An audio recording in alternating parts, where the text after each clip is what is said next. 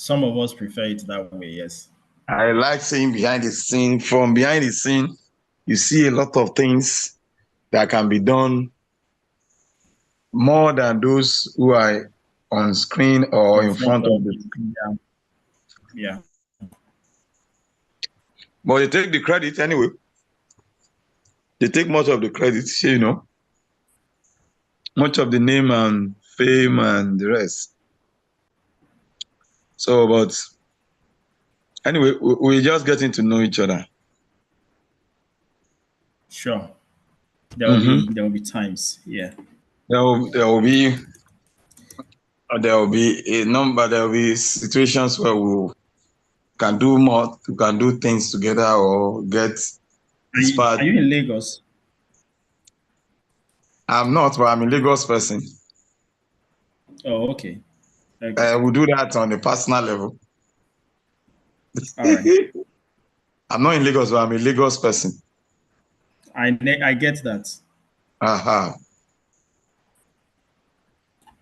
So I feel privileged to be on this platform and to join this training because I love learning anyway. Every day I learn. Mm. Personally, I'm Sorry, doing my where are you PhD. based? Just in case. I'm in Anambra State. No. I'm in Southwest, but not in If you Lagos. don't. I'm a science person. I'm doing my PhD now in physics. So, but I love content creation and writing a lot. Wow. So That's the key. that's Yeah. what? Mr.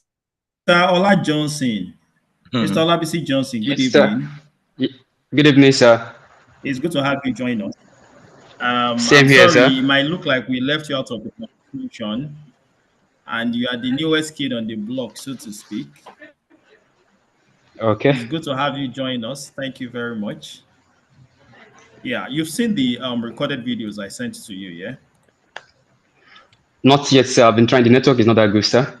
Hello? Yes, I'm with you, sir. But have you seen the links, though? Yes, I've seen the link, Okay, sir. okay. Received You already. can take your time to go through it. Okay, sir. Okay, all right. Take your time. If you have any questions, reach out to me. Okay, I will, sir. I said if you have any questions, you can reach out to me. I will do that. Regarding the assignments, All right. when are we submitting? Through what platform are we submitting the assignment to? Well, I was submitting yesterday. Okay. But it's fine. Just drop it in the group. Just post it in the group. Okay, sir. Okay, sir. All right. All right. Thank you, sir. So today is the last day of lectures, kind of. Okay, so since you're new, let me run through this again. Okay. Okay, sir. The course is 3 days plus 3 weeks program. Okay, 3 days of Okay. lectures, started on Wednesday. So Wednesday, Thursday, and Friday, we're covering the basics of script writing. Okay. Then we enter the writing practice phase, which starts next week, Monday. Every week we'll meet once, which is on Monday, and we'll do a class where I'll teach a Okay. specific example. Week 1 will be how to write short films. Week 2 is how to write a series, whether it be a TV series or a web series. And week 3 is how to write a feature-length film. So at the end of week 1, you'll be expected to complete a short film assignment. Actually, 2, since they are short films. Okay, so you write to submit. I'll then give you notes as to what you're doing right, what you should adjust. You're supposed to apply those corrections and resubmit it. Okay, we'll do that back and forth Okay, sir. until we lock down that phase before we move to the next week, the next phase. So we'll do that 3 times, 3 projects, and then we'll be done with the program. Okay, sir. Yeah. So that's the outlay, the flow that we'll be going through. So after today's class, we'll meet again on Monday, set the pace for the rest of the week, and we'll meet only once every week going forward. Okay, sir. All right. Thank you, sir. If you are in closing, if you're having challenges with Zoom, I'm Yes, also sir. streaming this class on YouTube, and I've posted the On link YouTube, in the right? WhatsApp. Yeah, I've also posted the Okay, link okay. on inside the WhatsApp group. So if something should happen, you can easily go to YouTube, and on YouTube you can rewind and forward. Well, you can't forward. You can rewind if you missed something while the class is still going on. Unlike Zoom, there you get. So if you have somebody is watching YouTube right now, I can hear I can hear myself echoing. It's fine. Like someone is taking it back again. Yeah, yeah. Okay, okay.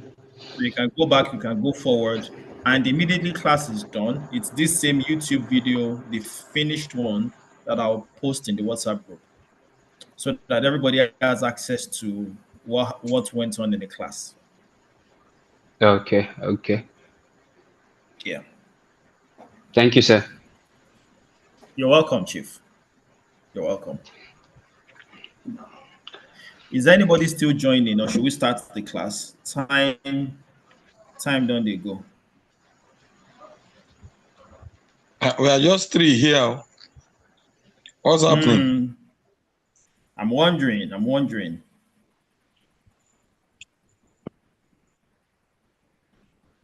Let's give him some little time.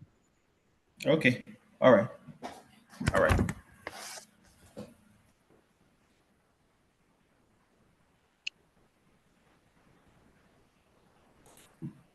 Yes, sir. Sir, if there is anything you, instead of waiting on a blank page, can you please, I don't know if you can help me with a revision of what we've done Okay. for the 2 days I've missed? If there is every Oh, tendency of you doing that, please, instead of just waiting on a blank. I get you. That's a Okay. good one. All right. Let's go there then.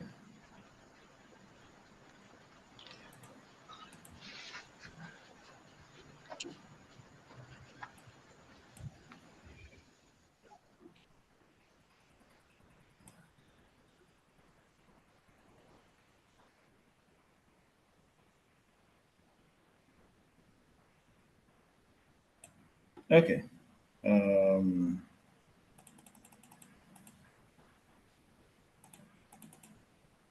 So here we go. So here's a review of Monday's class. Yeah, we talked about what is a story, and although there is a definition, there's an official definition for story. It's somewhere up there, but the approach I want us to take to storytelling, that what is a story, is this: that a story is about someone, yeah, your main character, who's trying to do something.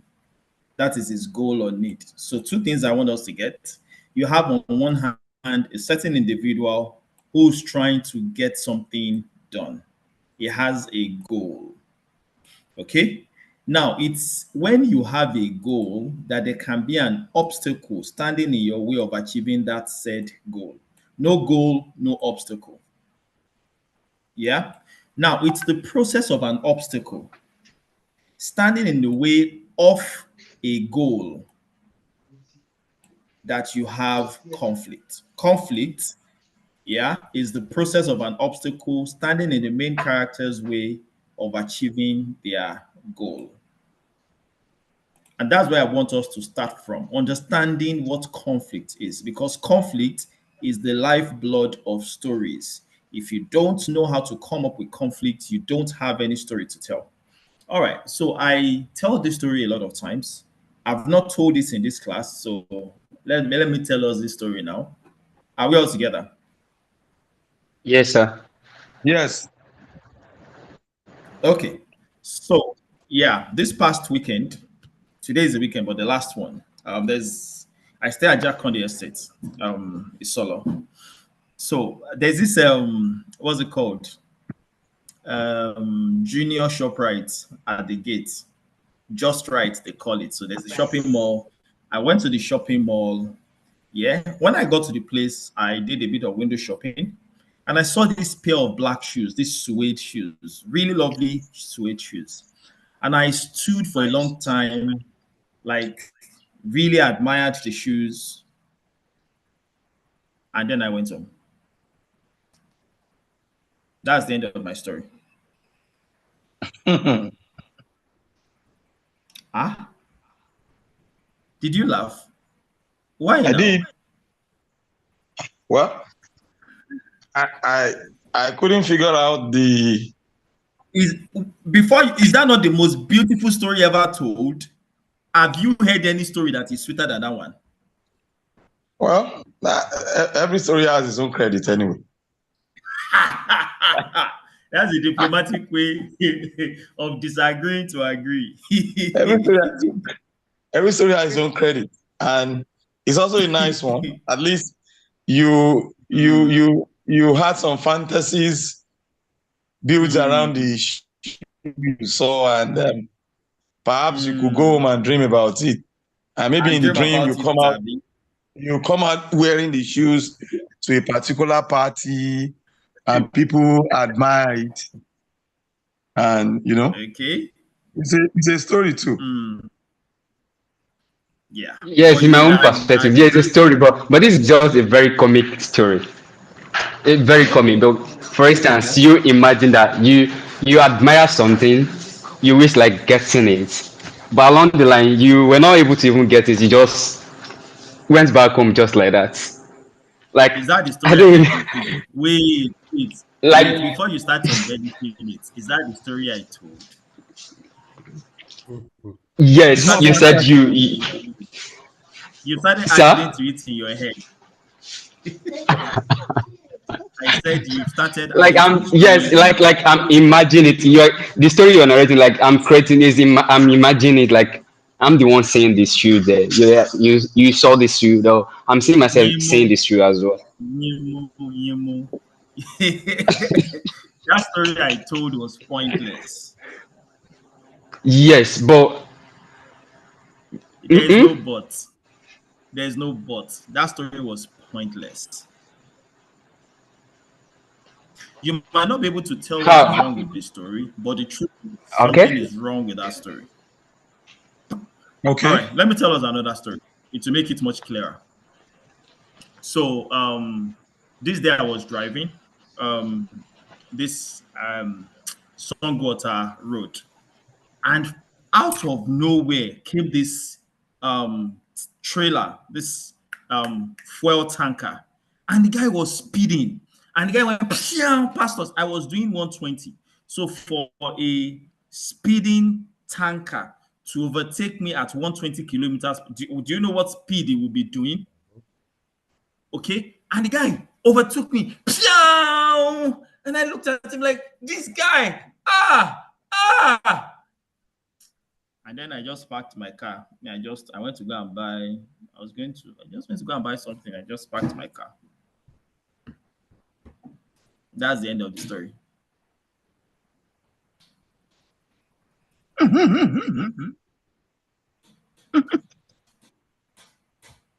Is it not sweet?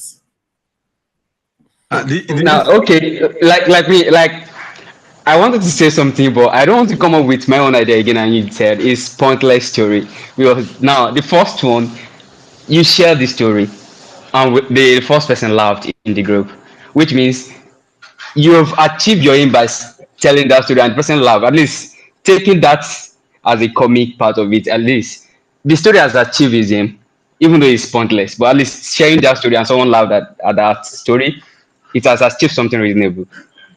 And the second part that you share as well is pointless. Yeah, you drove and you saw something. At least it's a story too, but it's also pointless. But is the second one at least is it really pointless? Because this kind of short stories is meant to spark your imagination. Because this second one can be like a short summary of a short film or a short narration. Because that's the highlight. Okay, where is the guy rushing to? Why is he on that speed? And is even but there's no link between the trailer overtaking him and You can't be sure. Are he you packing to buy something. There's no link. are And you can we sure? also relate this story with it? Can we also relate this story with this first one you narrated? In Anyway, the first one, excuse me, please. Uh, In the first one, I see more of a fantasy story. You just mm-hmm. get into a mall and doing window shopping and fantasizing with something that can lead to some dreams. Maybe you come up in the, in the night. In the night, and start dreaming about that shoe. You bought it and you wear it somewhere, and like in dreams. But in the second one, I don't see any link between the trailer overtaking at top speed and he parking somewhere and buying something. If perhaps he had said, I felt the way this truck is running, I'm anticipating an accident up front. Let me just stay a while and see what happened. Let me park here. That then there might be a link, but just parking and then buying something and not connecting it with the previous scene or incident, it doesn't. It makes to me, Sha, it makes it pointless. The If previous the, one, if the, that, uh-huh. yeah, the previous one, If pointless. yes, But I can connect it to something. You were coming from work or somewhere, and you were going home. You parked or you just, stopped at a mall. You started doing the Okay. shopping, and then it's Okay. Okay. fantasy, and then you get home and you can think about it or dream about it. Well, it's my own All right. Can I perception. come in? Can I come in now? yes, you can come in. All right. All right. So, where do I start from? There's a lot of work I have Start to from the do. first story, sir. Get me plugged on. All right. So let's start from here. Seriously speaking now. Um, who has heard of the Stockholm syndrome before? Where people start defending even their oppressors. Okay. Like, I, like when people get conditioned for a long period of time, they get used to that condition. They start having empathy for that condition. And with time, they take that condition to be theirs, even if it wasn't originally. like the Nigerian That situation, is it go better.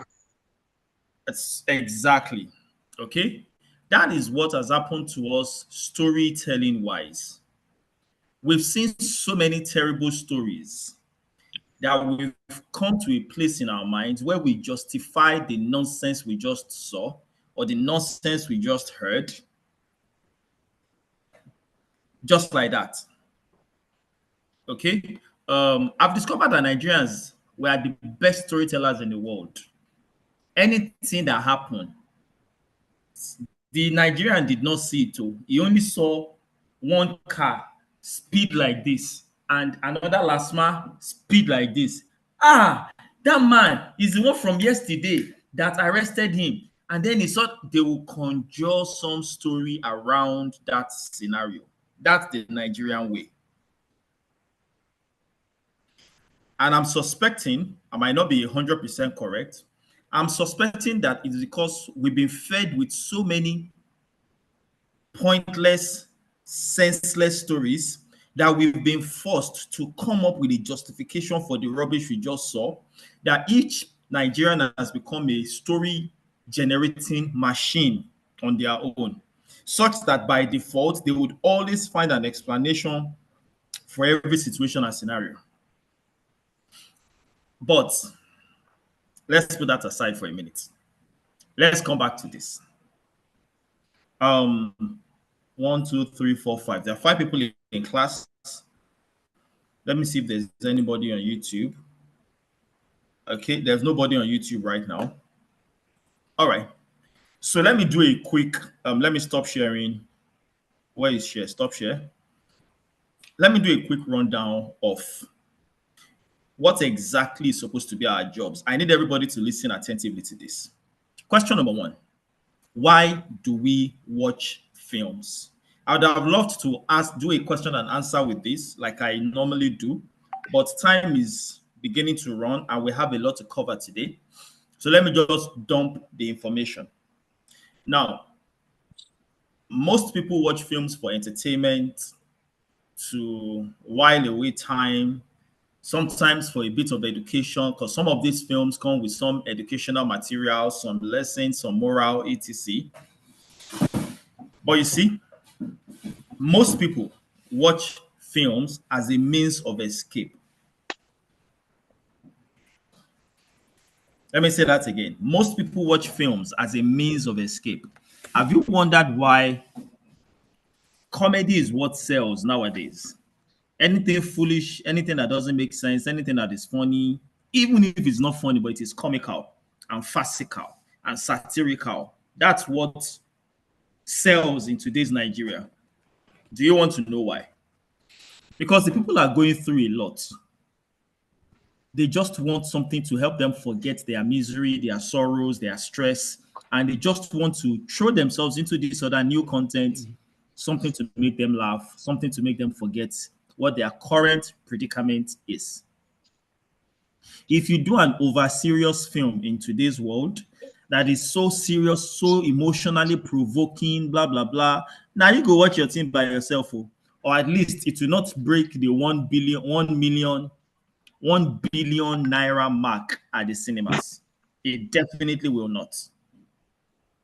But a less serious film that has a lot of comedy in it will definitely break that mark. Why? Sure. People want to escape from their everyday lives. So when I say escape, what do people really want? You as a writer, or at least the filmmaking process as a whole, what you've written, and what the filmmakers translate into film. Yeah. What the people actually want is they want to escape from their own world and they want to hide in the world you have created. They want to inhabit the characters you have created. They want to be Femi, they want to be Jennifer. For that moment when they are watching that content, what your character feels is what they feel. What your character does is what they are doing in their minds, etc. You have to handhold them through the story, through the world. And like Chris Brown said, don't wake me up. You don't want to wake them up until you're done with your content. How do we get this done? Have a solid character that has a goal. So we also, watching the film, take up that goal as if it was our own goal. Yeah? And when obstacles come, it's as if now we get the obstacles. And then we start rooting for the character. It's by us. So people feel what the characters feel. You put them in situations and circumstances, the audiences will feel the same thing that they feel. Problem is, if you have a character, for example, one who goes to the mall without a goal, what was he going to do at the mall? We don't know. So do we know whether he achieved his goal at the mall or not? We don't know. Okay, so he turned back and he went home from the mall. Why? We don't know. He didn't buy the shoes. Why? We don't know. Okay, what was the essence of the shoes in the first instance? We don't know. Do you see you've done more damage to your audience than help them? So what's the first thing you do? Make sure your character has a goal. Why? Because the goal is what will bring an obstacle. No goal, no obstacle. No goal, no obstacle. And as long as you don't have obstacle, there is no conflict. If there is no conflict, your film is boring. To get conflict, there must be obstacle. To get an obstacle, there must be a goal.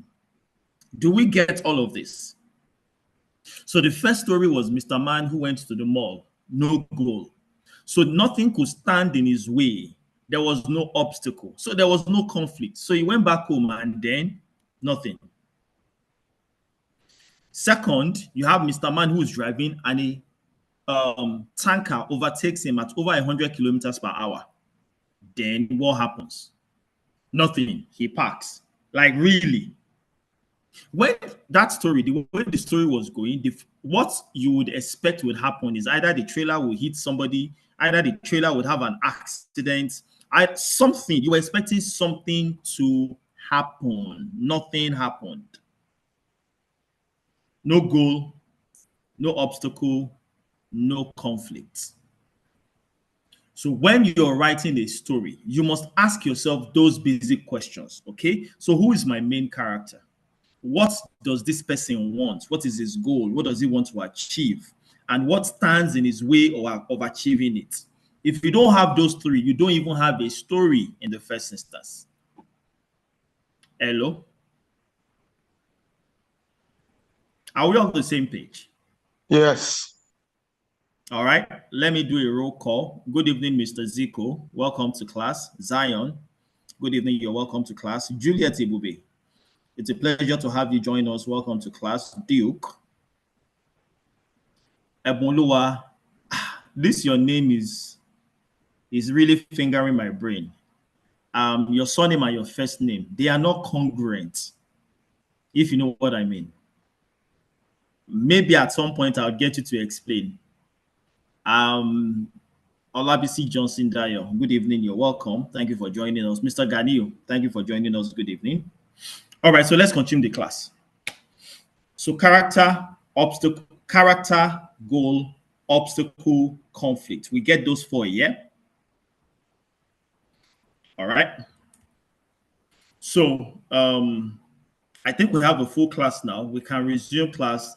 Mr. Johnson, I would like for you to watch through the videos so that you can catch up on what you've missed. Let's start class proper. So yesterday, we started from introduction to screenwriting as if we're just starting the program all over.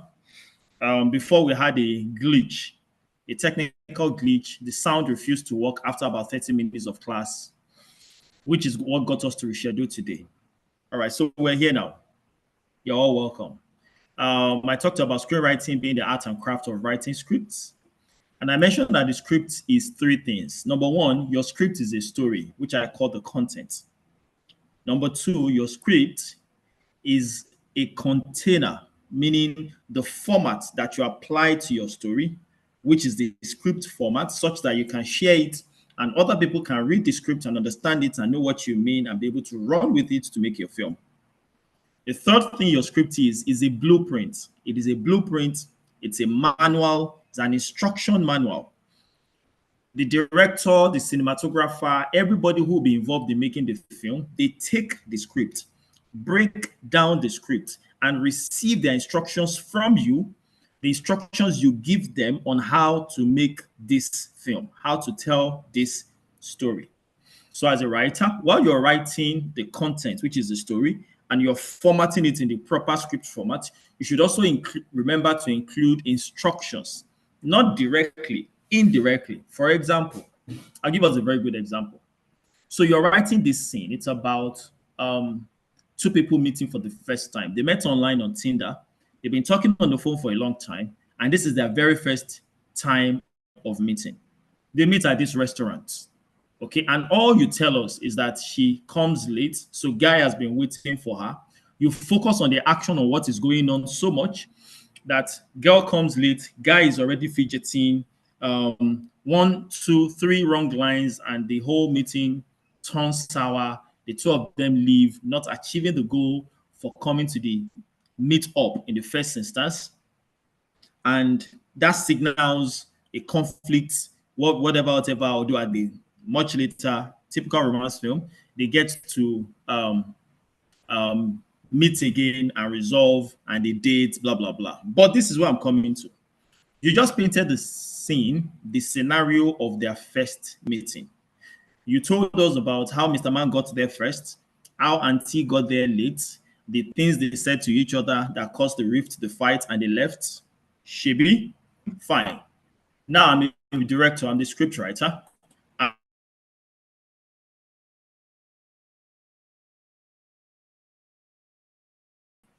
That's the scriptwriter, I'm the director, and I'm directing this film. And for this that he wrote, I decided that the guy would wear native and the girl would wear, I don't know, jeans. And you, the scriptwriter, you're like, no, who comes to a dinner date in a high restaurant wearing this? This is wrong. But did you tell us what they were wearing? Were you gracious enough to, while describing all the action that took place, also inject what she was wearing and what he was wearing, or describe what the atmosphere in the restaurant was? For example, if it was a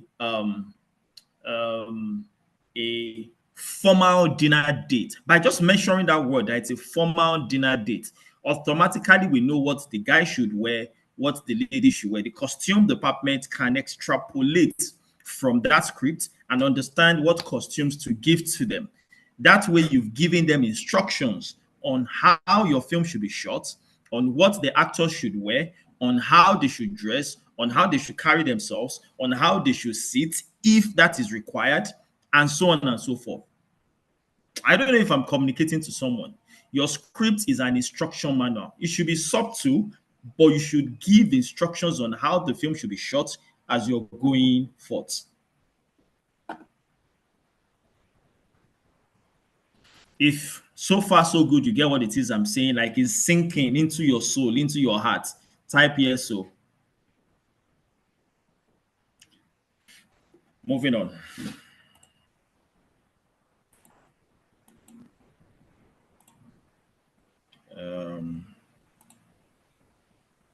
Okay.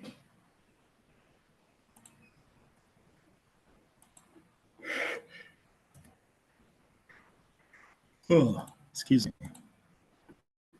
All right. So I think I've explained all of this. Like, it's a written document, it's a roadmap, it's a blueprint. That's all the grammar I've been blowing since. Okay. And then what does a script writer do? One, your job is to develop the concept and the idea for the story. You might not know enough. For example, if you're writing a legal drama, are you a lawyer? No. Have you been to court before? No. Have they sued you before? No. Have you gotten into police trouble before? No. But you want to write a legal drama. Like, really? No, like, seriously. But they said write what you know, but you know nothing about this. So what do? You research. You research. Okay? And that's one of the key things writers do that we rarely do in Nigeria. You're supposed to research into the subject matter you're writing about. There's this guy, Neil deGrasse. I don't know if you've heard of him before. He's a major astrophysicist in the US. I love watching his videos. The guy loves to hear himself talk. You can't but just be impressed when Mr. Man talks. But is it 1996 or some time ago, some 10, 20 years ago, DC Comics, the publishers of Superman, they wanted to write a story about Superman, about him looking through what is this thing they use to observe space now? Telescope? Yeah. Looking through the telescope and seeing his home planet, Krypton, destroyed. Okay, backstory. For those of us who know little or nothing about Superman, Superman was born on Krypton, a planet far, far, far away, and his planet was about to be destroyed. So his parents put him in a spaceship and sent him to Earth. He landed in the backyard of the Kents. The Kents are a family in not Metropolis now, Smallville. So they find the boy, raise him into Clark Kent. Clark Kent becomes Superman. Good. So Clark Kent is an alien, is not Nigerian. That's a Nigerian. Is not human. Is an alien. So, but back to the story though. The comic guys were writing this comic and they wanted another explanation. So I've explained about Clark Kent and Superman. Now there's something called light years. Light travels through space. Yeah. And the distance that light travels is measured in what they call light years. One light year is, I don't know, maybe 1,000 years or some crazy stuff. But the idea of light is this. with the telescope that they're observing today, they're observing things that happened like 2 million years ago, not what is happening today, because light takes time to travel. Those galaxies and planets are so far away that it takes a long time from the light coming from that planet to get to our own planet where we can observe it. Okay, so though Krypton is not a factual place, it's a fictitious planet. But true, if somebody was to travel from Krypton to here, Superman should have become 50 by the time he gets here, based on the distance between Krypton and here. I know I'm deviating, I know, just follow this. Okay, so anyway, they come to the grass with this challenge, and he told them that the only way that can happen is because if Superman left as a child, by the time he gets to Earth, because of the distance, he ought to have become grown already. But if he left his planet, and his planet is about 50 light years from here, by the time he gets to planet Earth, he should have been a 50-year-old man already. Except if there's a wormhole that links from his planet straight to here, such that the moment he got here, the moment what's it called, his planet exploded and he left there was the same moment he got here. And now, 50 years ago, if he goes to observe the telescope, he will now be seeing the light that left his planet when it got destroyed. That light will just be getting to Earth today, so he can actually observe his planet exploding, though it happened 50 years ago. But the light is just getting to this planet now. I hope I've not confused somebody out of Nigeria. If Tisan, good evening. It's a pleasure to have you join us. But anyways, that's the story. I said all of that to say this. They needed a scientific explanation to a comic, ordinary comical that they were writing. And they went to NASA, because NASA is where the grass was walking. And they went to NASA to get the opinion of a foremost professor, an astrophysics professor, to contribute research so that they know that what they are writing makes sense. That is the extent you're supposed to go to as a writer. I have come full circle. I hope we get this. You shouldn't just pick your pen and write just because you feel like you want to write. If you're not sure of the subject matter, research. Do basic research. Do you know the easiest tool to research now? It's no more Google. It's ChatGPT. Take 2 minutes, go to ChatGPT now and ask it any question under the sun, e.g., what is astrophysics? See, you see that thing you spent 5 years to study in school, plus the 2 years you used to do masters, plus another 3 years or 2 years you want to use to do PhD. Everything you've been using the last 8, 10 years to study, in 30 seconds, ChatGPT will teach it to you. In 30 seconds. Any concept under the earth, you can ask this tool and it will supply you the understanding. Wait, another trick to try. If you ask ChatGPT something and the English is giving you is breaking your head, just ask it again. Explain this to me as if I was a 5-year-old. And it will use simple English with analogies to explain this thing to you, and you're like you will get it. So you have no excuse under the sun to not do proper research before you go ahead to write. Shoyewa. Although I know most of us in the class are not Yoruba, but forgive me like that. Do we get it though? Research is that important. You notice I set aside everything to focus on and make sure and explain this research thing. You mean the last statement as it concerns Duke? The last statement as it concerns ChatGPT, you mean? I was saying you can ask ChatGPT to explain any concept to you, no matter how difficult. However, if the English it is telling you, if the explanation is a little higher, a little too high for you to comprehend, just re-ask the question and say, explain this to me as if I was a 5-year-old or as if I was a 10-year-old. Put some ridiculous age. And it would break down that concept in a way that a 5-year-old can understand, meaning even you will get it. I don't know if that is what you wanted me to repeat, Duke.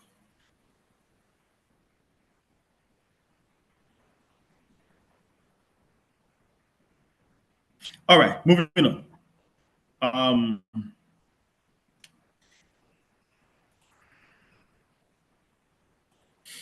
So what does a scriptwriter do? Research and story development. You write the dialogue. In a short while, we'll look at what is dialogue and how to use dialogue. Your job is also, part of your job is formatting the script to industry standard formats. Okay, you might have to collaborate with other writers. Okay, and then be open to revisions. Let me say this. Please, your script is not your baby. What did I say? Your script is not your baby. I've been grooming scriptwriters, working with scriptwriters, talking to scriptwriters, so I know how scriptwriters think. And you see someone write a material and be so attached to this material like it's my baby. It is not your baby. What did I say? It is not your baby. Write the script. Sell the script. Forget about the script. Behave as if you're a foster parent. No, not foster now. Surrogate parent that carries a baby to term, and once you deliver the baby, you are carrying it on behalf of some other person. You give them their baby. You will say, but I carried it for 9 months. Yes, that is the job we employed you for, to carry the baby for 9 months. Have we paid you? Yes. Can we have the child? Bye-bye. That's how it rolls. Are we on the same page? Okay. So your script, the material you write, is not your baby. Detach yourself from that material such that when you get corrections and revisions and notes as to what to do different with it, you don't take it personal. You don't take it like it's an attack on your person. Rather, you be objective about it. You know it is the material you've written, and you take the corrections, you apply to it. Your script is better for it. Well, of course, I know some people get bad mouths, and the way they would communicate the correction would not be too palatable. It's fine. It's fine. Learn to shake those. And then you'll see some writers who will insist that they want to be on location when their script is being filmed. If I hear, have you sold the script? Have you been paid for the script? Yes, can I still help you? That's how it rolls. Yeah, move on to the next material. Write the next script, sell the next script. Don't be too fixated on, I want to make sure that what I wrote is what they shot. Their job is to shoot what they want with the script that you wrote. Their job is not to service you. Their job is to service the audience they want to serve. And if they believe that if things were done differently, shot differently, produced differently, it would hit the target audience, then they can discard some of the things you've written, remix, whatever, dismember it even. They paid for it. All right, moving on. I think we get the idea though. All right. Next, habits a scriptwriter should cultivate. Number one, writers are readers. Let's start from there. I'm on number 2 before I come back to number 1. Writers are readers. If you're going to be a writer, you must be a reader. You must read far and wide. Okay? You must stuff yourself up with information. You can't afford to be a lazy person who lazes about, but you want to write scripts. Yes, I know. Stories come to you. I understand it. It's the reason why you feel you should be a script writer. But sir and ma, the fact that stories come to you does not make you a script writer. You will still need to learn how to tell the story. Hello, where is your face? Hello, everybody, come here. Come closer. Come closer. Hear what I just said and hear it very well. It's a different thing that you have stories come to you. You sit down on your own jejely and you just like a trance, have a story idea. Beautiful. Beautiful. Like beautiful. But that is very different from knowing how to tell that story. Having stories is one thing. Knowing how to tell stories, totally different. Hello? So you should learn how to tell stories. We bring me to part 2. There are different mediums for telling stories. And you have to learn how this particular medium is used to tell stories, because mediums are like vehicles. If you enter the vehicle going to Abuja from Lagos, whereas you are going to Badagry, you will not get to Badagry, at least not on the same day. You are in the wrong direction. Same, what's it called? Ways and forms of telling stories are like vehicles. There are 3 major ways to tell stories. Yeah. Number 1 is through literature. That's you're writing novels, you're doing creative writing, etc. Number 2 is through theater or stage, meaning you're writing stories for stage, for drama, for theater. Number 3 is for film. Okay, there's a number 4 for games and interactive media. But let's just pen that one and stick to these 3. So you have for writing stories for literature, writing stories for stage or theater, and writing stories for film. All of these 3 are very, very different. That you know how to write stories for novels or for literature does not mean you know how to tell stories for film. In fact, they are quite opposite. Yeah. So let me explain. When you write for novels, the most important skill you need to have is the power of description. Novels are powered by description. The better you are at using words, crafting words to, flowery descriptions of what is going on and getting in the mind of people, the better your novels will be. Reason why? Because novels are subjective. For example, let me say a statement, and statement goes like this: that Kemi, 32, walks into the restaurant wearing a flowing red gown. Hello? Let me say that again. Kemi, 32 years old, walks into the restaurant wearing a flowing red gown. Would you agree with me? Let me see how many people are in this class. 1, 2, 3, 4, 5, 6, 7, 8. There are 8 people in class. Would you agree with me that all 8 of you will see a different Kemi in your head? When I mentioned Kemi, 32 years old, you all conjured a picture in your head of this lady who is roughly 32 years old walking into a restaurant. But if there was a way we could print that picture in your head for each of the 8 of you in class, if we compare all of those pictures, there is no 2 pictures that will be the same. True or false? Why? Because that is objective. It's a function of your mind. Your mind is the one coming up with the story, or rather with a picture. Your mind and what you are exposed to, what you know, what you've experienced is what will determine what you conjure in your mind. And then I said she's wearing a flowing red gown. Flowing red gown will mean different things to different people. Therefore, novels, literature is subjective. It is the individual that is actually watching the film in their head. What you write will change from one person to the other. So the degree to which you can describe is the degree to which you are giving the individual power to conjure images. The better your description, the more detailed and the better the picture they would have in their minds. The more watery your descriptions, the more watery the picture they can have in their heads will be. So a good writer writes with an acute sense of description. Is somebody with me? That is for novels. Description.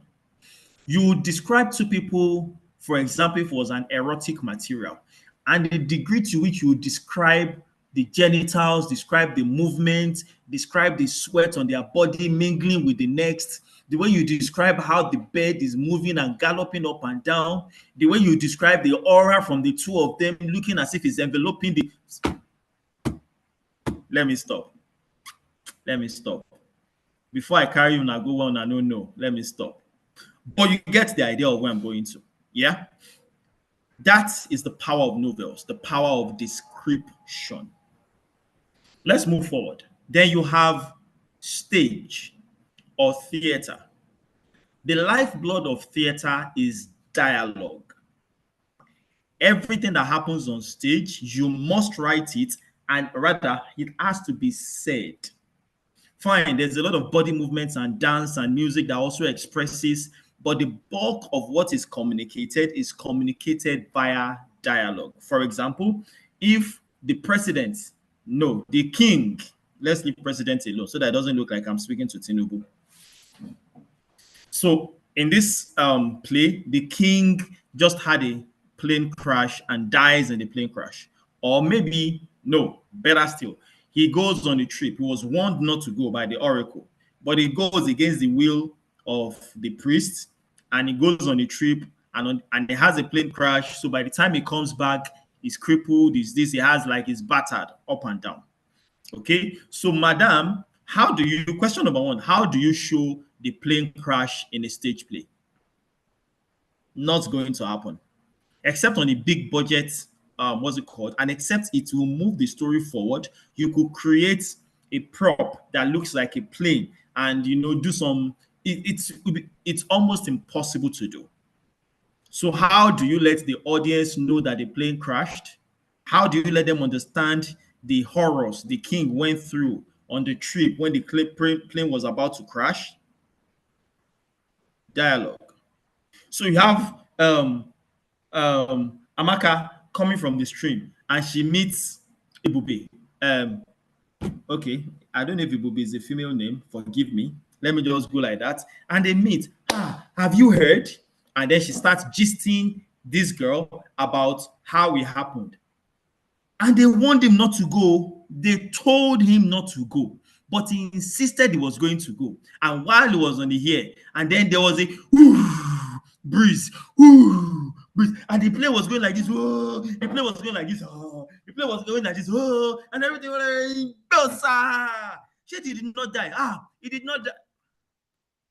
Dialogue to explain how everything went down. Why? Because you can't show it on stage.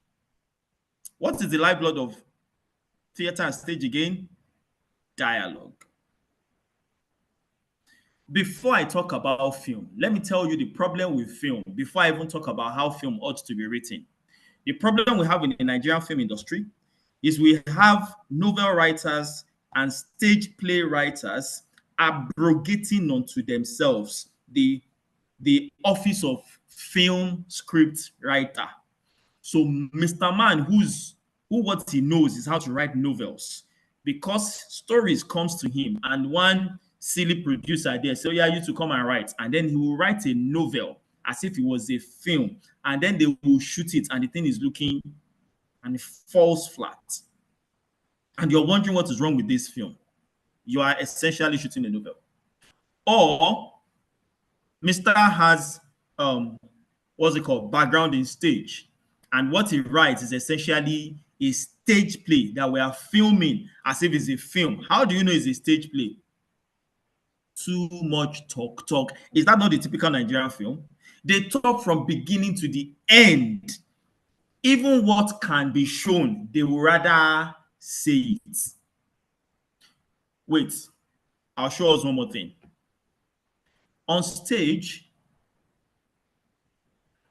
you have a lot of players, a lot of characters, and it's difficult for the audience to identify Kunle from Femi from Remy easily on stage. So one of the ways, there are several ways we differentiate characters from each other. Number one is in the costume.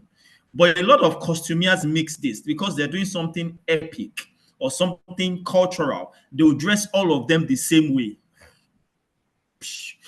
Anyways, one of the ways you're supposed to use color and garments and costumes to dress each person a little differently, so that when you see blue, you know it's Damola, and when you see black, you know it is Femi, and when you see red, you know it's, so it's easy to tell this character from that character apart.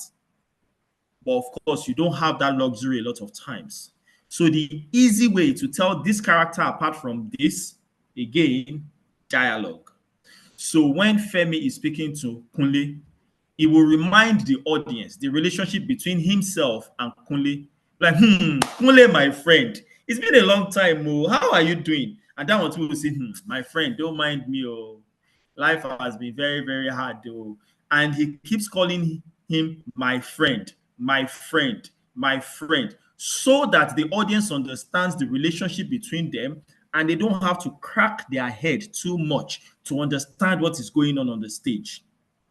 So because of the way characters talk to themselves, call themselves, audiences can easily acclimatize and get to understand what's going on. Now, these same stage practitioners come into film. That's when you will hear something like, Chukudi, when was the last time you saw Amaka, your sister? No, like really. Like really. You need to tell Chukudi that Amaka is his sister inside a film. No, I don't know. Are you smoking weed? What are you high on? What? And they do it a lot in Yoruba films. Like it's a mess. Why? Because what they are doing is they are importing the vehicle of stage into film.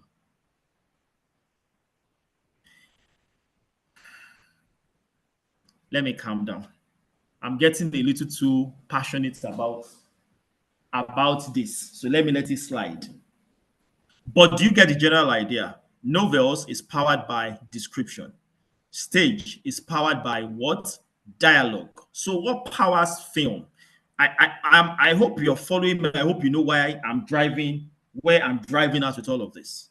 So that you know what your job is, what you should do and should not do. So what powers film? Visuals. In film, you should not use your mouth or dialogue to show us, to tell us rather what you can show us. Let me say that again. In film, you should not put your characters in a situation where they have to say stuff that you can show us.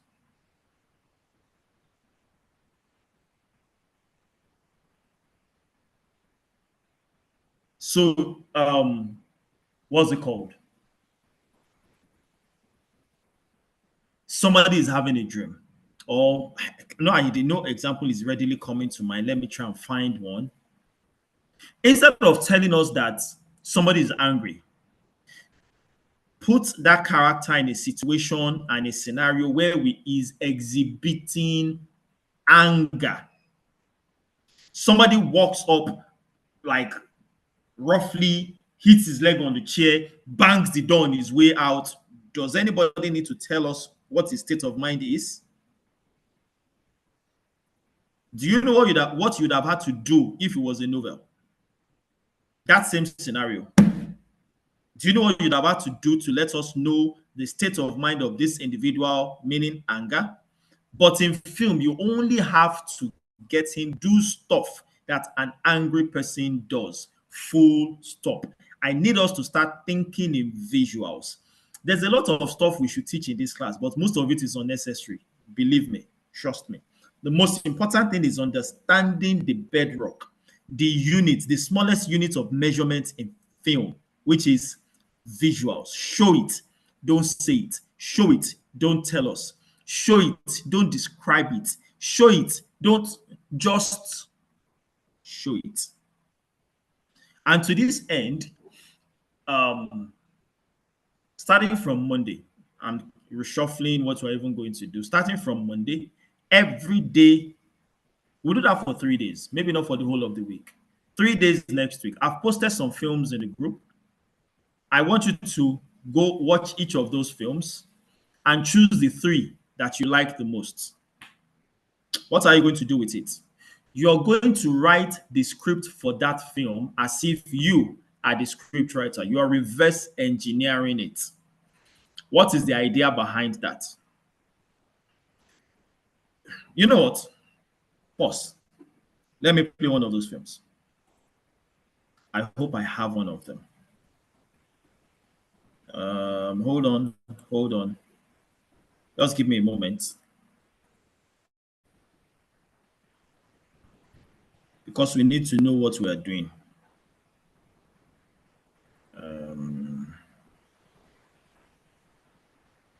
Okay.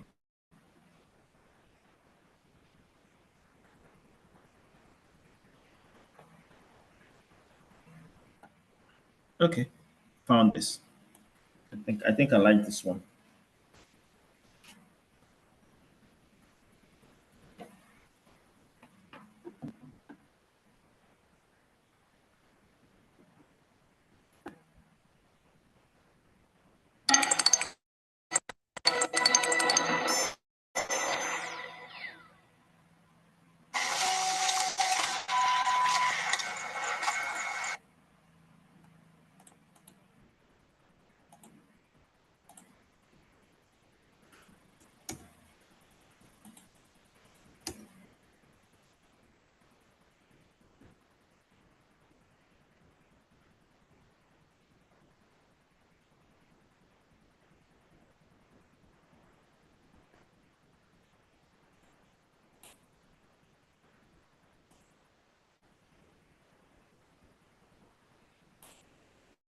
Okay, got it.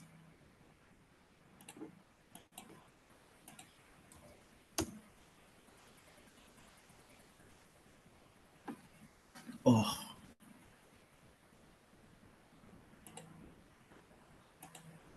okay. I'm about to share the motherfucking screen. Okay. Um,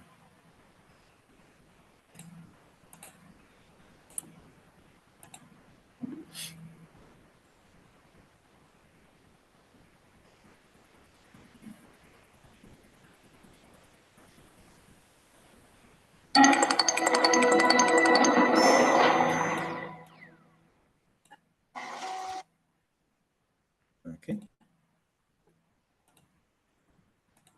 All right. Can we all see my screen?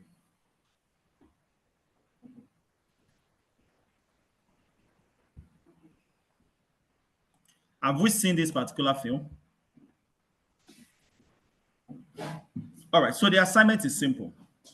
I mean, what I want us to do, the exercise, this is an exercise, not an assignment.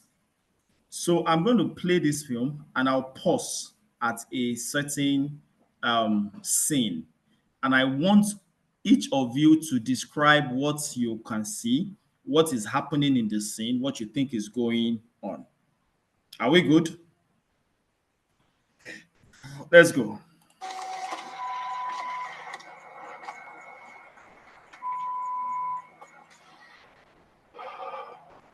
Okay, so before we go to his hand, can you tell me what is going on? What do you see? What is going on? You can unmute your mic and talk to me.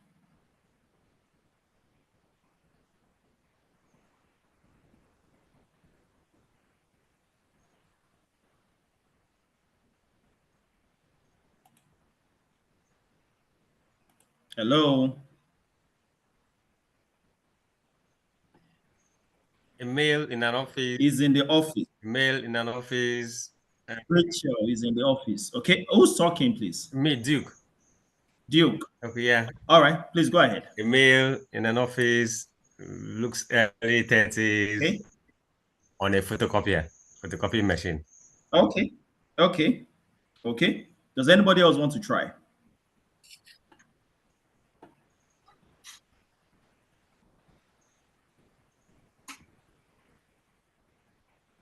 Iftisan. Yes, sir. All right. Do you want to try? Okay, let me try. An office, workroom, or I don't know what it's called, and Let me play it focus again. Let me on. play it again. Okay.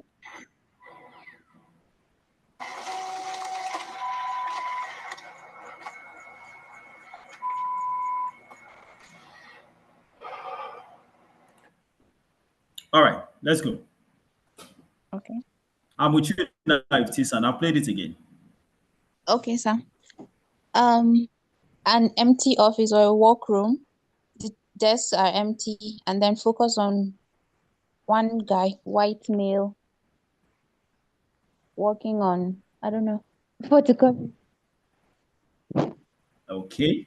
Now somebody is getting close to where I'm going to. Miss Rachel, she just typed in the chat, is in the office and is stressed out.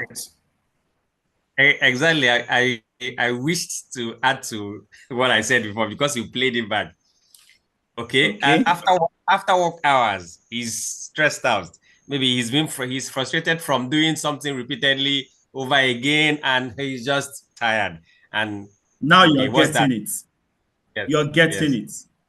You've said three things. Number one, after work hours is one of the most important components of all of this. Network. Number two, you said he's alone, you said, and he's stressed out. Network. Yes. Good. Now, before we continue, let me say something. My network is now bad. I don't know why. Okay. Yeah. Try YouTube then. Try YouTube. Try The YouTube. YouTube, the playback. Connection is unstable. Okay. Go ahead. It's better. I It's was better. going to It's say better. something. Okay. So you see, you know what? Let me tell us another story. But I want to believe everybody is here. There's how many people in? There's 8 people in class and one other person on YouTube. Okay. Okay. I need all your attentions. Okay, there are 2 people here. There's Prince Ogosime and Life Map Africa. Beautiful. Okay. Now I need all of you to get this. There is something that happens when audiences sit in front of a screen, whether it's a phone or a giant screen, the cinemas, TV screen, etc. When you sit down to watch content, you become an idiot. Forgive me for using that word. I'll justify it. Audiences, you inclusive, me inclusive.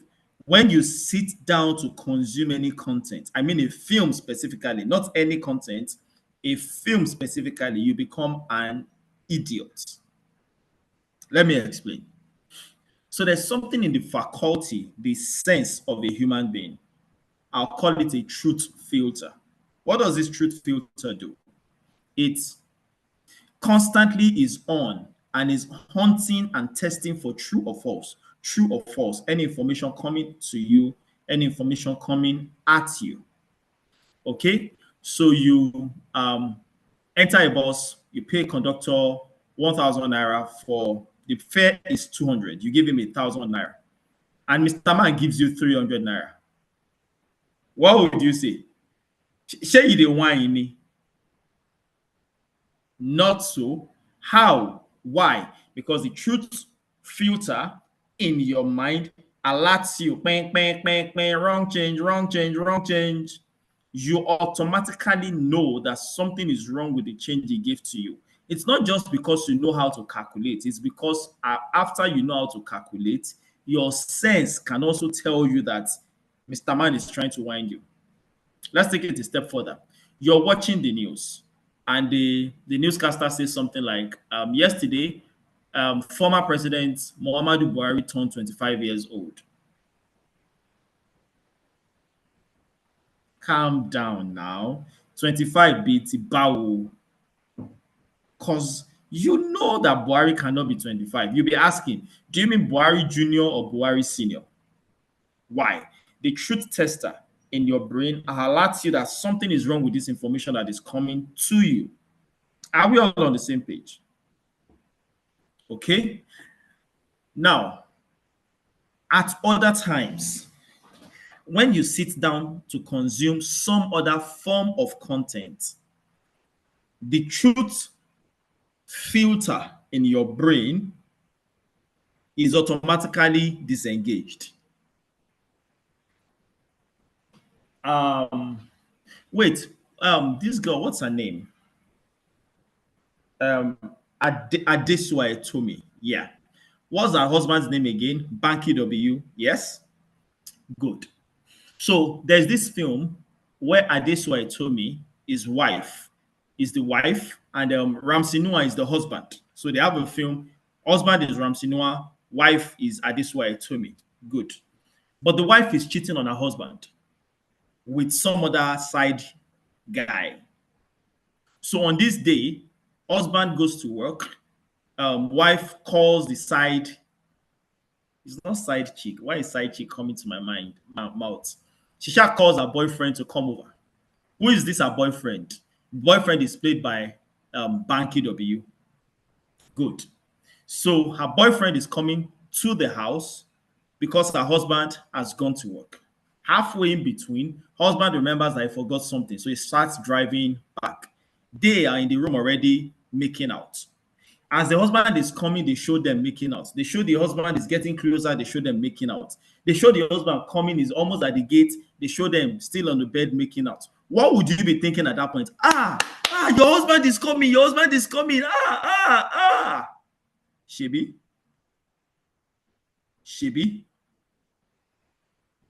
But ask yourself, are you normal?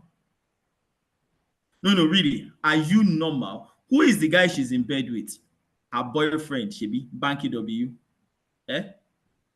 Banky W is her boyfriend. No, you two ask yourself. No, say it to yourself again. Is Banky W her boyfriend or her husband?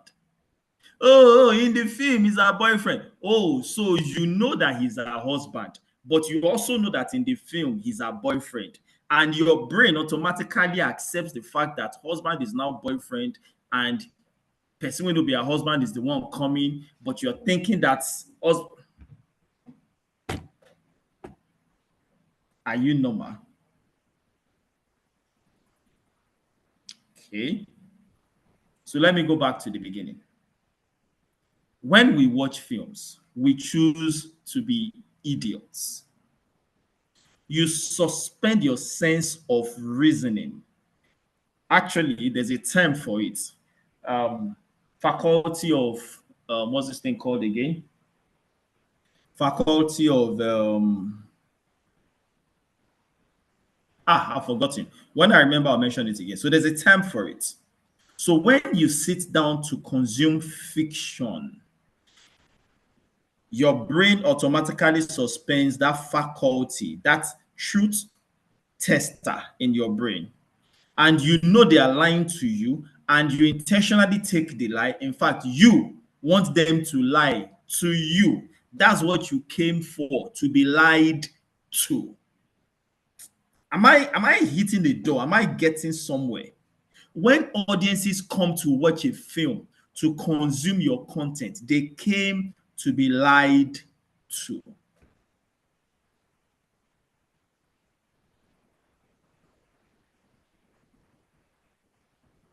What is your job? To fulfill their every wish. Lie to them. Become former Minister of Information, Lai Mohammed. But seriously, the idea is this. The audience came to be taken on a journey. Your job is to take them on that journey. Finger their brain. Make them laugh. Make them smile. Make them cry. Make them be angry. Make them be happy. Make them sit on the edges of their seats. Like, walk up their emotions. That's what they came for. That's why they paid to see the film. I said all of that to say this. That the job of a scriptwriter is to make audiences feel a specific way at specific points in time in the film. Let me say that again. The job of a scriptwriter is to make audiences feel a specific way at specific points in time in the film. So at this point, you make them laugh. At this point, you make them cry. At this point, you make them feel like, praise God, he didn't die. That's your job. Question is, do you know your job and are you doing your job? So each scene should have a goal, and you must make sure that the goal of that scene is met.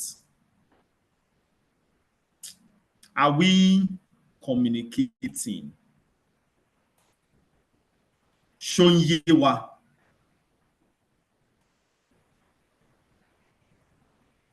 Okay.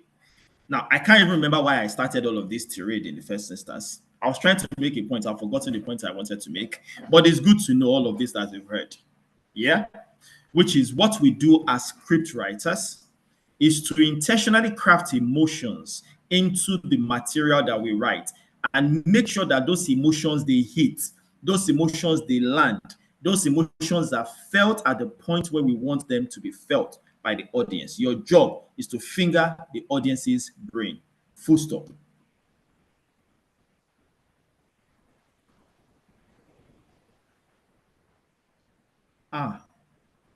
Duke, that they talk too much instead of showing in film. That was 30 minutes ago. Sorry, you are trying to say you're trying to connect while you are giving us the scenario. So I'm like, oh, okay. They talk too much instead of showing us in film. They talk too much. Okay. Yes. Okay.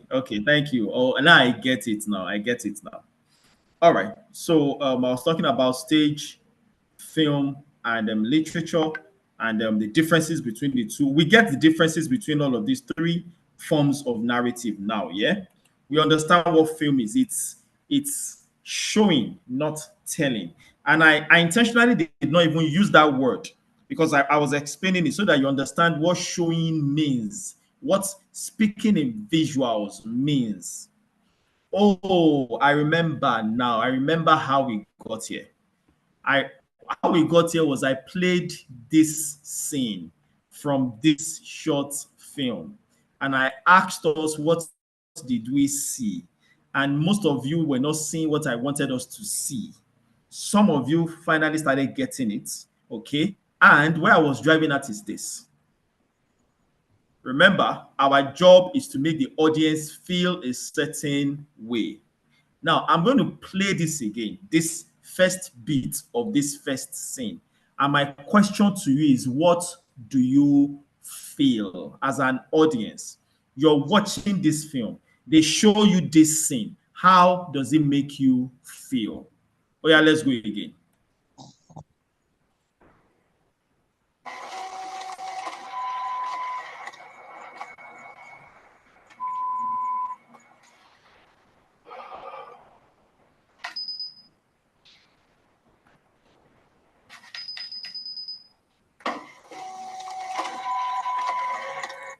And cut.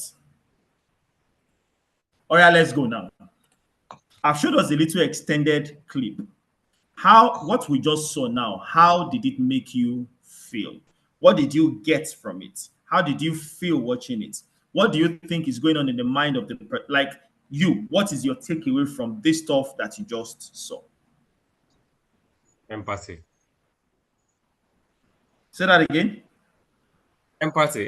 That's sympathizing with the guy that stayed in the office beyond work hours. Okay. Yeah. I can relate. Yeah. Anybody else?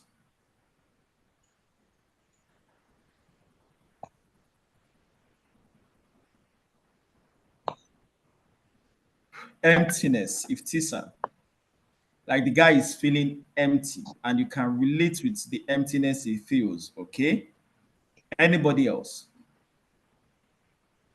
Madam Juliet Ibube, speak to us. I have to say. Say that again. I have something to say. All right, go ahead, please. Okay. With the way I'm looking at the guy, I Yeah. think there is a workload. I want to assist. Yes. So hopefully he's the only one that is going to do all the work. You mean unhopefully? If that is a word. On hopefully is the He's only the one only who's going to one. do all the work. Yeah. Go ahead. Unfortunately. That's more like it. Yeah. All right. So what you typed also, you said you feel pity for him. He looks frustrated. So in a way, this is what the writer is trying to say. He's trying to paint a picture of this guy who's frustrated. He wants you to pity him. Here's the problem. You are the writer. You want to paint this picture using words on paper, and you expect the director to picture it enough to be able to shoot and capture it on screen. Because you see that I'm particular. There's a lot we should talk about, but this is the most important thing to talk about. If you get it, the rest is easy. Okay? So our job is to write words on paper that a director would read, interpret, and shoot as film on the screen. And the film on the screen should correspond to the words on the paper. Meaning you should know how to use words, like how to describe pictures that will go on the screen, but write it as text on paper. Let me say that again. Your job is to write pictures on the screen, but write it as text on paper. Shoyewa, are we getting it? Are you getting it? Are you getting it? That Are please, your can you problems say are just a solution? I should say it again. yes? Okay? My duty.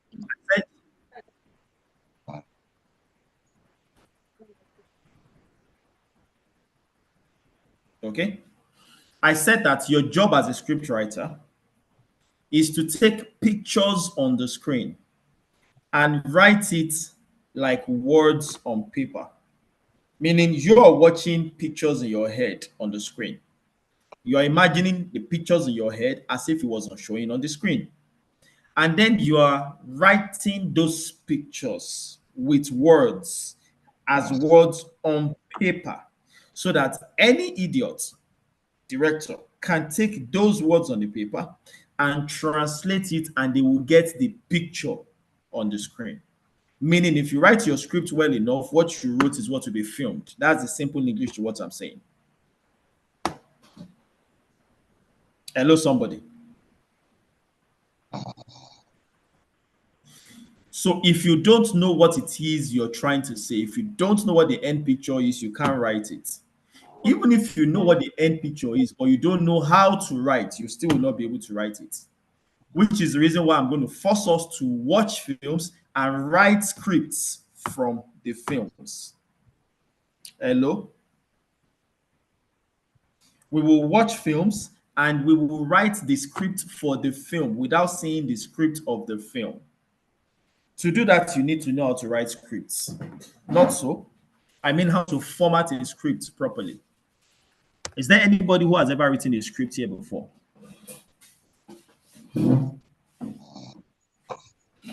You've written a script before you know how a script is written. Anybody?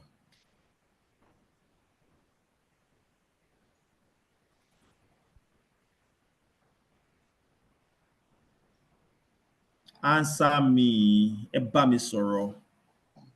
Okay, if Tisan, I have. Okay. Anybody else? I have a faint idea, Duke. Okay.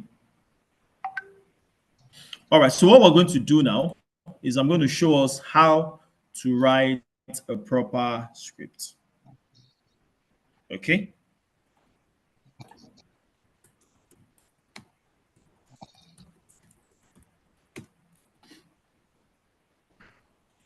Give me a moment. I'm trying to.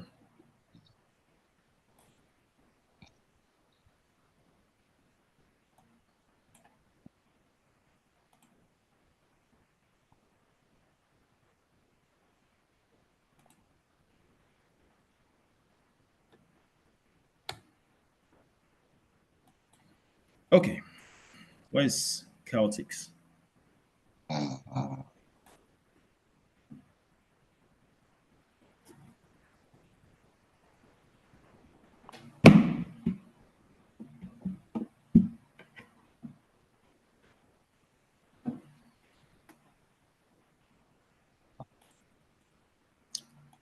Okay.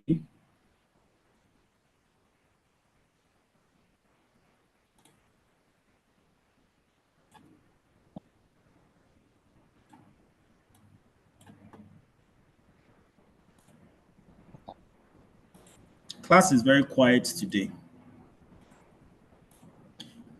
All right, I'm sharing my screen. I'm showing us the script writing software I use, Celtics or Celtics.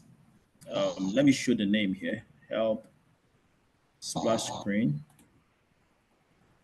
Okay, so here, Celtics. This is a very old version, okay? But it's a free version. The newer version is an online version, and you have to pay for subscription for that. But this one is free to use. It's not crack, it's just free. All right, so Celtics.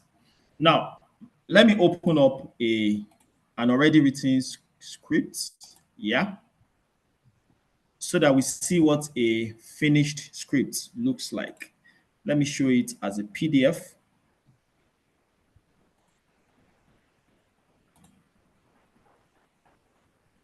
Okay.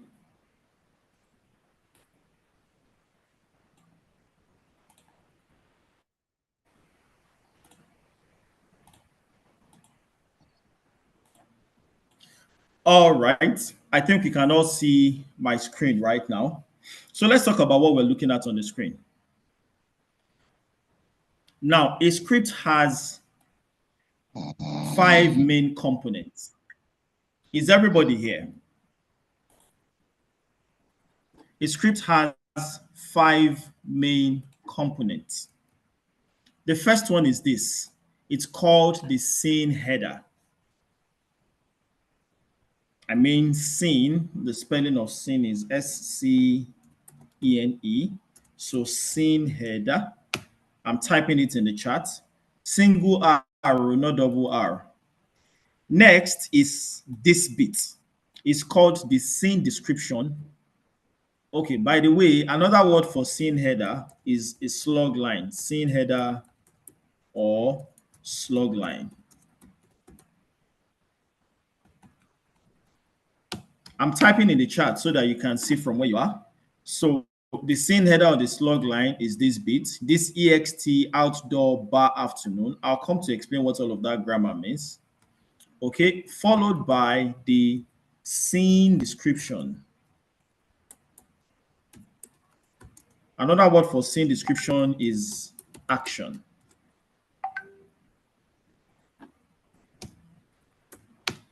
Okay, moving on. The third component is here, the name of the character name. Okay, so character. And then this is what this character says, dialogue. So character and what the character is saying, the dialogue. So next thing we have is dialogue. Are we on the same page so far? Now, if you check this particular dialogue, you see that it has Bayo smiling. This thing in brackets is what we call parentheticals. It's just big English for brackets. Parenthesis, bracket, parentheticals. I don't know if we get it, but let me write the big grammar. Because part of what we're here to do is to also learn industry standard language, not just to know how it is done, but to also know what it is called. Parenthetica. Do I still know how to spell? I hope I got it. Or brackets. Okay. And then lastly, I'm not sure if we have that here. No, voiceover and off screen. So you have voiceover in bracket VO. That's how it's written. And you have off screen written OS. Parenthetical. God bless you, sir. I think I got the spelling wrong, Abby. Parenthetical. Oh, I spelled it as an I. I knew something was wrong with it. Okay, and after off screen, Who was that helped me with the spelling? Iftisan, thank you very much. And after off screen, then you have transitions. Yeah, transitions is the last item. Transitions, another transitions, you have fade in, fade in. You have fade out, cut to, and then continued, if I'm correct. Yeah. And continued. Or in some cases, they will just write UNTD. There. So let me explain them. I've typed the main elements of the script in the chat. I hope we're all reading, yeah? So let me go ahead and explain them now. So let's start with the scene header, which is this guy, ext outdoor bar hyphen afternoon. Now, you see, this has three components. This is the first component. Here is the second component, and this is the third component. So you can split the scene header into three parts. The first component is ext. Let me go back to the script. What's it called? Here. Now, ext has two options. Ext, by the way, means exterior, or it can be an int, which means interior. This is to tell the production crew that this scene happens indoor interior or outdoor exterior, which is ext period or int period. If you get that, type ext. If you get what I just explained now, the interior or exterior part in the chat, type ext. Let me see if you forget the period or not. Okay, make sure you type it in caps so that we are sure. ext with a period, exactly. Nice. Okay, moving on. Duke, Iftisan, Ebube. Okay, moving on. The second component is this outdoor bar. This is the location where this scene is happening. So this scene happens in the bar. Actually, the whole of the film happens in the bar. If it was another film, it could be Femi's room. It could be at the stadium. Whatever the location is, that's what you put in the middle here. And then the third component is this afternoon, time of day. Now, it could be day or night. NIGHT. Yeah. Although in some cases you can have dusk or dawn, or as in the case we just saw now, afternoon. But I'll recommend you add only day or night. So in this case, I'll leave it as day. So you have, remember, I said your script is an instruction manual for the production team to know how to film this thing. Let me show you how much instruction and information you have packed, because you will be the one to write this for every scene that you write. Okay, let me show you the information packed in this one line. So when the cinematographer or the director of photography, who is the camera guy who's going to shoot this, when they see this script, the first thing they see is ext. Oh, we're going to shoot outdoors. We might not need lights. There should be enough sunlight. Wait, let me check. Is it by day or by night? Oh, it's by day. By day, there'll be a lot of sun, except it's raining. If it's raining, we'll need, oh, okay, what time of the year is it? Okay. And then they can plan for how to shoot it. If, on the other hand, your script says interior, yeah, Femi's room, night. This is what you just told us. Oh, okay, we're shooting at night. We will definitely need lights.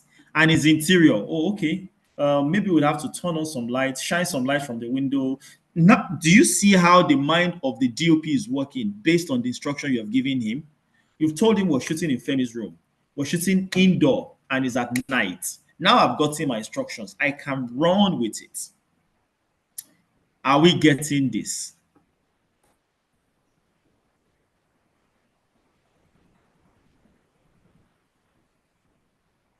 Okay. YouTube people. Oh, okay. David Daniel, your life map. I keep forgetting. Forgive me. And I can see you are with us. You've typed the exterior here on YouTube. Nice. Nice. Well done, Chief. Okay, back to us on Zoom. Where were we? I think we've conquered the scene header now. The scene header has three components: interior or exterior, the location where it's happening, and indicating whether it is day or night. Are we good? All right, let's move to step 2, which is the scene description. This guy. For this scene, it's actually much. The scene description reaches up to here. For most, it is just 1 or 2 lines like this. The comment lingers in the air like a heavy fog. That might be all the scene description you have. But the question is, what is the job of the scene description? Why do we use a scene description? And how do we write a scene description? Before I go there, remember, note that the scene header, everything is written in capitals. INT full stop, capitals. Femi's room, capitals. Then there's an hyphen before, is it day or is it night? Capitals. Please don't forget that. Then we come to the scene description. Good. What is the scene description? The scene description is what is happening before your character starts speaking their lines or their dialogue. You setting the stage, informing, remember, you're writing a blueprint, an instruction manual for us to follow. I mean, those of us who will be making the film. So actor is supposed to say, where are you coming from? How is he supposed to say it? The scene description. So you've written the scene description and you say Femi is lying down on the couch waiting for his wife to come in. It is 2 a.m. It's late. She's not home by 2. Femi is lying on the couch waiting for her to come in. So as the door opens and she walks in, so the next thing, so your scene description could be Femi lies on the bed waiting for wife to come home. It's 2 a.m. The door creaks and Chika sneaks in. She tiptoes, trying to not awaken Femi. She knocks over a vase, a cup, and the sound is what wakes Femi up. So Femi jumps up from sleep and sees her. And then his next line is, where are you coming from? Okay, with that scenario, the actor now knows how to say that line, where are you coming from? Angrily, sympathetically, with passion. I'll leave that to you, between you and the actor. But your scene description should inform what is going on before they say the lines. That way they know how to say the lines and how to act and perform when they are saying the line. Do we get it? That's the scene description. Now there are some basic rules to writing your scene description. So how should you write your scene description? Number 1, the golden rule of scene description is you must always write in the present tense. What did I say? You never, ever, ever, ever write in the past tense. It is always in the present tense. If you want to do gymnastics and calisthenics, you can write in the present continuous, but even that is discouraged. Present tense is good. So let's read this and let's see how it flows. So we start with a quiet afternoon. The atmosphere is laid back. The sound of soft music, clinking glasses, bottles, and laughter fills the air. Notice this. Number 1, laughter does what? Fills the air. 4 friends are seated around the table. Okay, I think I'll rather say 4 friends sit. Is that how to spell sit? Sit around the table. Present tense. Bayo, early 30s, leans back. Present tense. Grinning. Present continuous. Daniel, with his arms crossed, listens. Can you see? Present tense. He listens how? He listens intently. Can you say that this is telling Bayo and Daniel how to sit, how to perform their lines? Dapo, the loudest of the group, gestures wildly mid-story, meaning he's telling a story mid-story, is gesturing wildly. Too much sauce, too much pepper. Instead is a gist. But notice that gestures is in present tense. Across from them is an empty seat. A car pulls up. Notice it is pulls up, not pulled up, pulls to the driveway. We see only the wheels and then the feet and then the mouth of Tunde as he does what? Speaks to his phone. Tunde, where are you guys? Do we get this now? We just read about like 3 paragraphs of scene description, and you notice they are all in present tense. Maybe one word in the present continuous. Are we getting this? So that's the first golden rule of scene description. It must always be in the present tense. Even if what you're writing happened in the past, you write it in the present tense. If you get that, type present tense. So that I'm sure you are not sleeping on me in class. I have a feeling some of you just leave your phone on, you don't go sleep. I'll count how many people will type present tense. So okay, Duke is first to type present tense, Juliet ABB. Yeah, the usual suspect, if Tisa, usual suspect.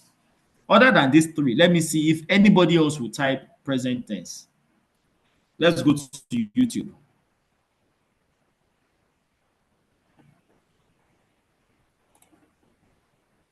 Is anybody typing present tense on YouTube? Okay, there's one other person here, Azan. Okay, it's a pleasure to meet you, Azan. I'm not sure if that's your real name, but that's what's showing up on YouTube here. Thank you for joining our class. I won't mind if you introduce yourself properly so that we can tell. Prince Ogosime, Daniel, David Daniel Akachuku, and Azan. Type present tense if you're with us and if you are following the class so far. Back to Zoom. Iftisan, where is Olabisi Johnson Dayo? Are you sure you are in class? Zion, have you typed present tense? No. Zion, where are you? Madam Rachel, Ebonluwa, Uncle Ganiu, where are you guys? Are you sure you are in this class? Or you are waiting for recorded video? When you watch the video and you reach this part, I called your name out.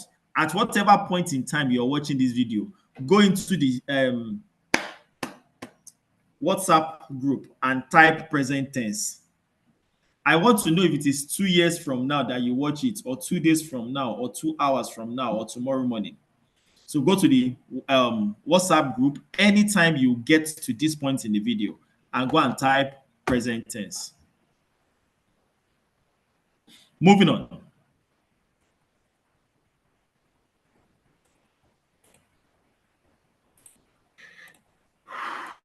So rule number 1 for writing scene description is that it must always be in present tense. Rule number 2, if the camera will not see it, read my lips. If the camera will not see it, don't write it. What did I say? Whatever the camera will not see, don't write it in your scene description. For example, Femi was lying down in his bed thinking about his wife. Can you point the camera as Femi's thoughts?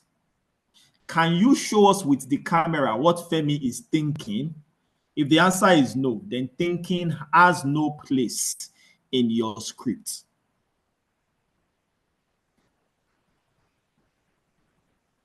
Shona, they hear me. Thinking has what? Has no place in your script. Whatever you cannot point the camera at to show, you should not write it. Shonyewa.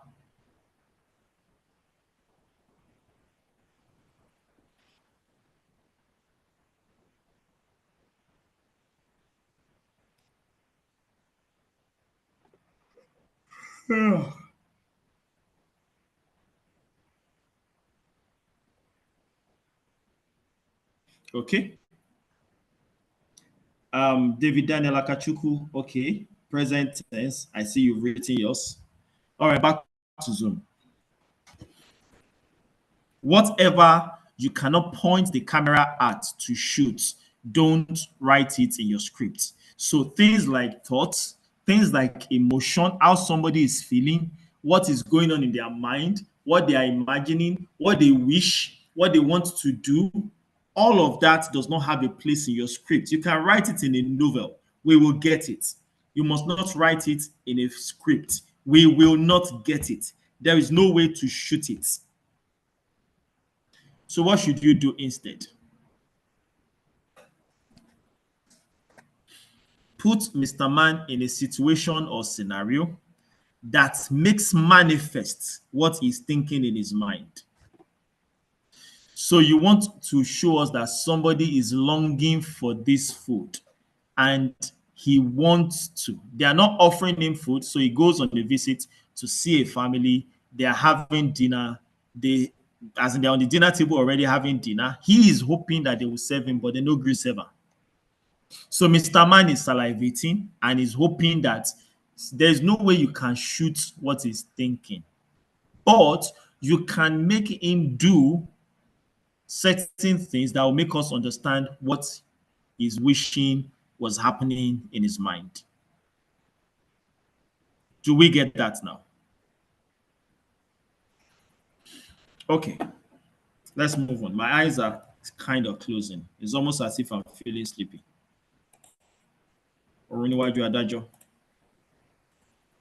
Moving on.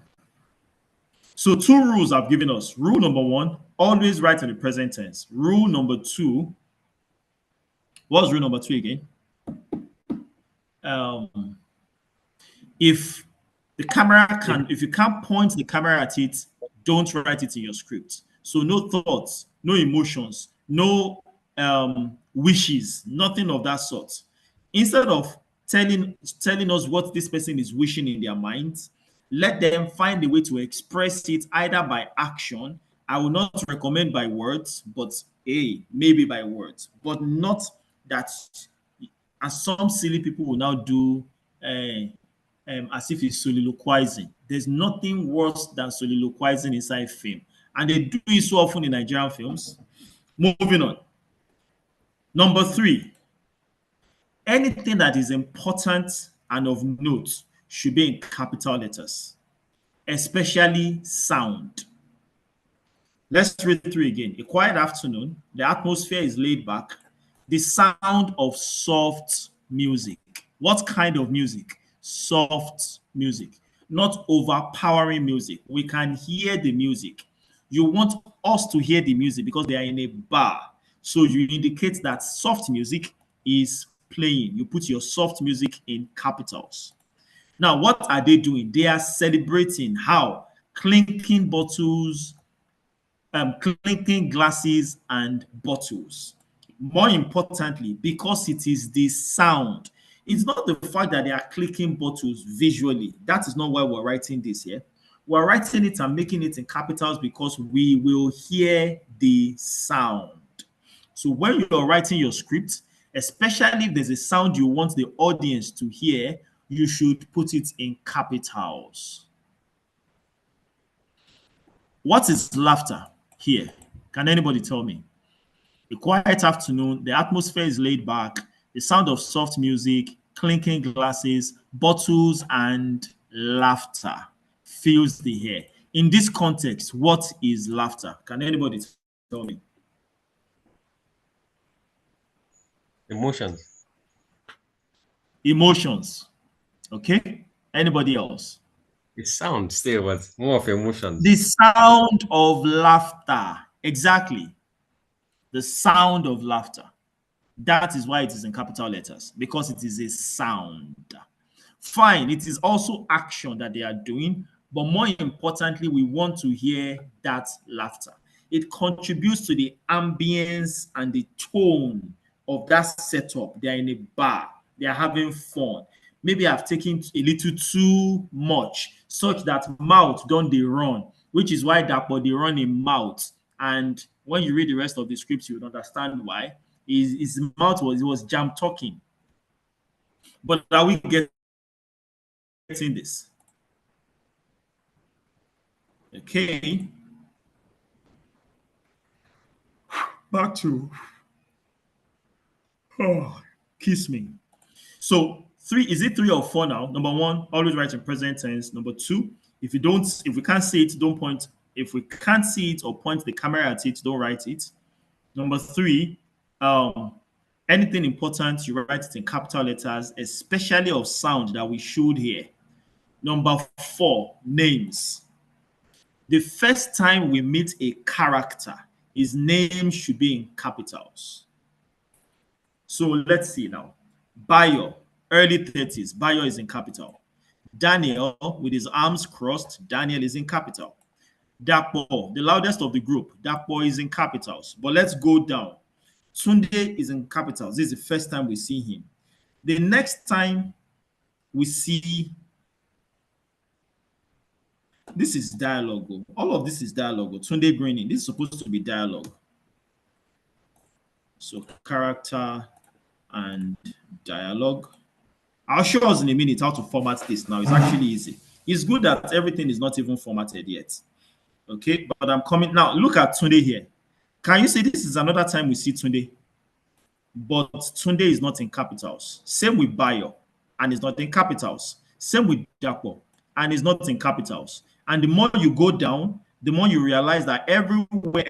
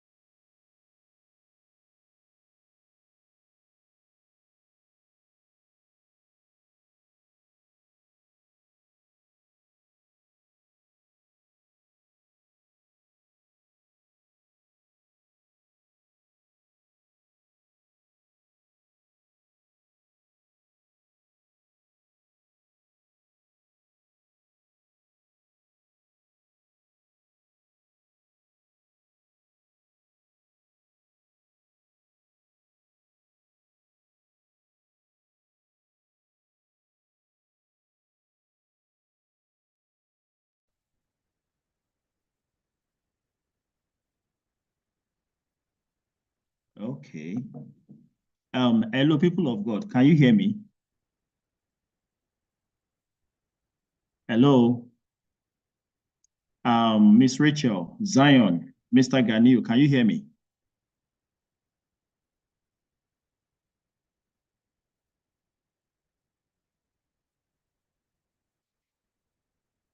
Hello, people of God. Can you hear me? Hello.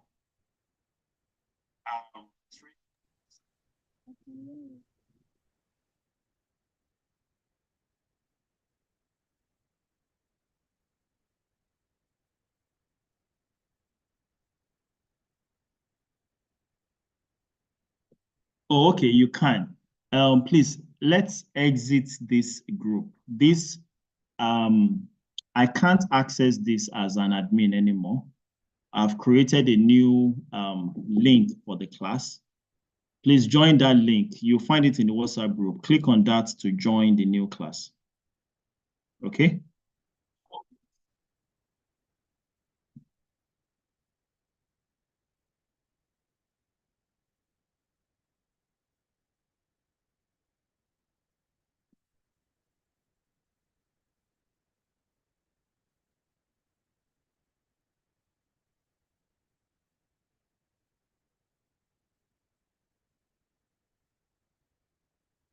Okay, Mr. Ganiu, I can see you.